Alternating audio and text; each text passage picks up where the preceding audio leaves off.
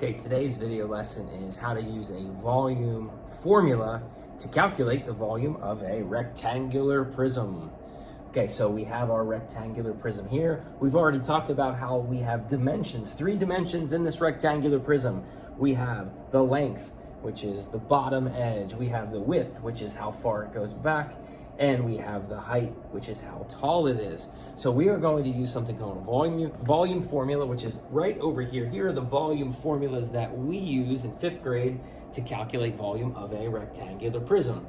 The formulas are volume equals B times H, or you can use volume equals L times W times H. We'll talk about those in just a second. But I really like these formulas because it makes it really easy to calculate the volume if you can figure out what the 3 dimensions of your prism are. In this case, our 3 dimensions are already labeled. We've got 5 inches as the length, 2 inches as the width, and 4 inches as the height. So we're going to take those measurements and we are going to plug them into what we call a mathematical formula. In this case, this is the volume formula. Now, this always trips 5th graders up, but these 2 formulas actually mean the same thing. Volume equals B times H. This B stands for the area of the base. So the area of the base means the base is the face that the prism sits on the ground on, right there. So you've got one side that's 5 and one side that's 2.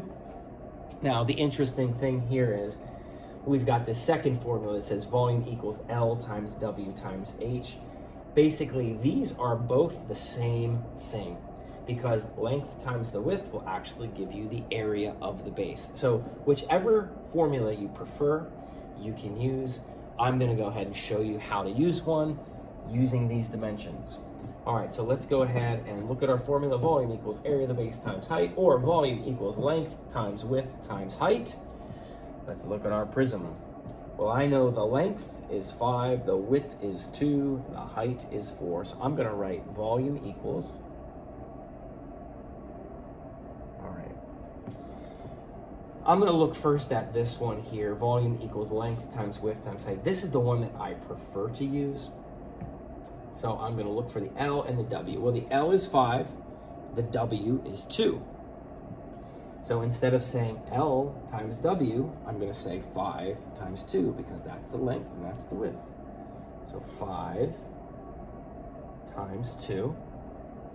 Now I'm going to put those in parentheses because I'm going to just show you when you do the length times the width, you're actually finding the area of the base in which this prism sits on, which is what this B stands for. So as you can see, these 2 formulas are actually the same thing.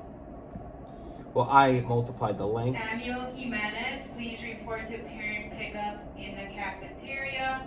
Samuel Jimenez, please report to parent pickup. Thank you.